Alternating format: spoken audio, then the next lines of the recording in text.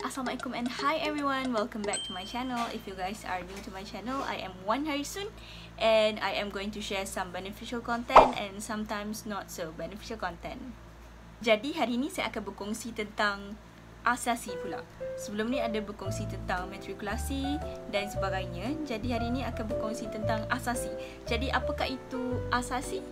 Untuk pengetahuan adik-adik, asasi merupakan laluan yang paling berisiko untuk diambil, tetapi bukanlah laluan yang tidak patut diambil.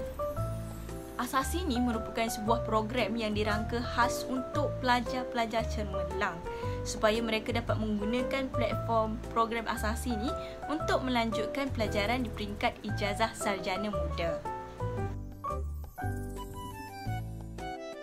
Calon SPM yang memasuki asasi selepas SPM dapat melangkau 1 tahun yang berbeza dengan diploma. Kalau masuk diploma mungkin 2 tahun setengah ataupun 3 tahun.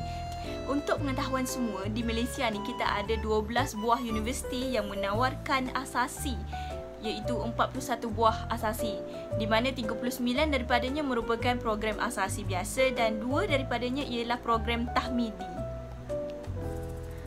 Program asasi ni pula terbahagi kepada 2, iaitu program yang bersifat terbuka, asasi terbuka dan juga asasi tertutup. Beza asasi terbuka dengan asasi tertutup ni, asasi terbuka ni dia terbuka kepada semua sekali. Manakala asasi tertutup ni dia ada syarat-syarat khas seperti untuk Bumiputera sahaja dan sebagainya. Program asasi ni ada sama ada di Universiti Awam, di IPTA ataupun di IPTS. Tapi untuk hari ni kita akan bincangkan tentang IPTA sebab kebanyakannya memang akan masuk IPTA. Jarang sangat untuk IPTS, tapi mungkin untuk kita yang kebanyakan ni memang akan memilih IPTA lah. 12 universiti yang saya nyatakan tadi yang menawarkan asasi di universiti mereka seperti UiTM, UIA, Unimas, UKM, UM, UMS, Uniza, dan ada juga universiti-universiti lain seperti UUM dan lain-lain yang tertera di atas.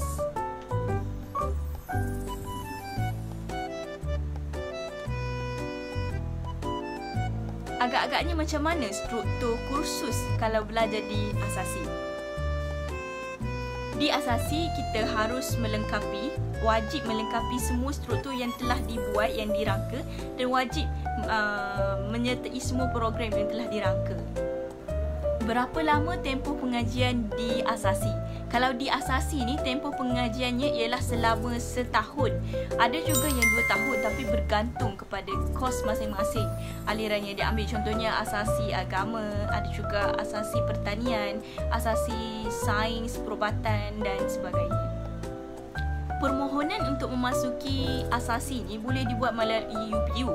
Manakala untuk IPTS ni mereka kena lalui laman web ataupun portal di universiti masing-masing, sama ada di universiti swasta tersebut ataupun di kolej swasta tersebut untuk memohon masuk ke IPTS. Ia berbeza dengan IPTA yang menggunakan sistem UPU. Pengambilan asasi ni dia ada beberapa kali. Ada intake yang pertama, intake yang kedua dan juga intake yang ketiga. Biasanya pada bulan Mac, Julai dan lain-lain. Tapi untuk situasi COVID-19 sekarang kita tak pasti macam mana pengambilannya.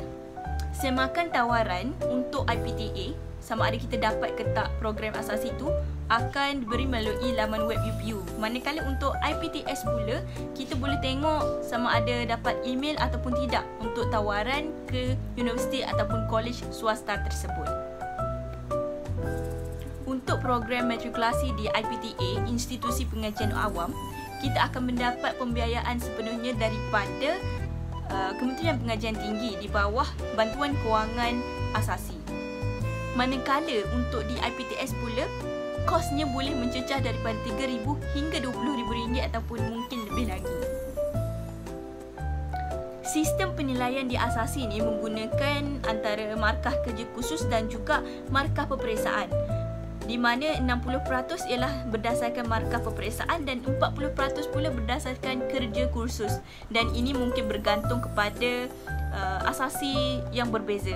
Kalau asasi law lain, mungkin asasi perubatan dan sains berbeza. pengiktirafan pula untuk program asasi ni. Program asasi ni memang diiktiraf di dalam negara. Tetapi kalau di luar negara, majoriti masyarakat di luar negara ataupun universiti di luar negara tidak mengiktiraf program asasi kerana ianya tertumpu kepada perangkaan yang disediakan oleh universiti masing-masing saja. Dan untuk program asasi ni, biasanya kalau kita selepas belajar asasi, kita akan minta untuk teruskan pelajaran di peringkat degree ataupun ijazah sarjana muda.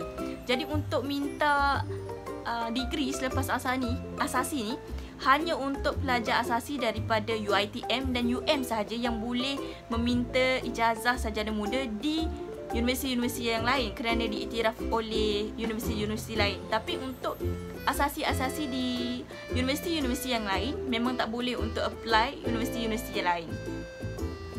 Next, kita nak tahu pula apa kelayakan yang diperlukan untuk memasuki program asasi di IPTA ataupun di IPTS. Jadi ianya berbeza. Kalau di IPTA memang kelayakannya agak tinggi disebabkan persaingan yang sangat banyak dan asasi ni dia mempunyai kuota-kuota yang tersendiri. Biasanya kalau di universiti ni yang sediakan program asasi, mereka dah ada kuota. Biasanya kita panggil pelajar-pelajar asasi ni sebagai feeder, di mana supaya pelajar mereka tu boleh terus masuk ijazah di universiti terbabit.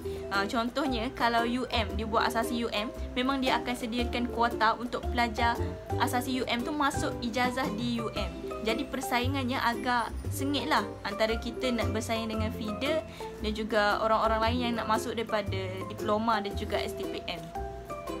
Jadi untuk memasuki program asasi di universiti-universiti awam di Malaysia ni, kita memerlukan CJ Pelajaran Malaysia SPM. Kita memerlukan CJ Pelajar Malaysia juga untuk memasuki IPTS ataupun yang setaraf dengannya seperti O-Level ataupun IGCSE. Untuk memasuki IPTA dalam program asasi ni, kita memerlukan sekurang-kurangnya 5 kredit dalam subjek SPM. Kalau korang tak faham macam mana kredit ni, maksudnya korang perlukan sekurang-kurangnya 5 mata pelajaran yang mendapat C. Kalau di universiti swasta, biasanya mungkin mereka akan bagi 3 kredit. Maksudnya sekurang-kurangnya kena ada 3 mata pelajaran SPM yang korang dapat sekurang-kurangnya C. Itu hanyalah syarat-syarat asas. Dan seperti mana yang korang tahu, sekarang ni kita ada banyak sangat pelajar-pelajar yang bijak. Jadi bila dah ramai sangat orang bijak ni yang dapat 7A, 8A, 9A dan sebagainya, jadi ia akan meningkatkan lagi persaingan kita untuk memasuki kos ataupun memasuki program asasi ni. Kebanyakannya seperti yang saya kata tadi, program asasi ni dirangka untuk pelajar cemerlang. Biasanya yang dapat memasuki program asasi ni orang-orang yang mendapat 5A, 6A, 7A, 8A dan 9A. Dan sebagaimana yang kita tahu, persaingannya sangat sengit pada hari ini sebab terlalu ramai yang dapat 5A, 6A, 7A dan sebagainya. Tapi untuk jangka masa sekarang, untuk COVID-19 ni, kita tak pasti macam manakah resultnya untuk pelajar-pelajar yang SPM Pro Max sekarang. Jadi kita tunggu apa yang akan terjadi nanti.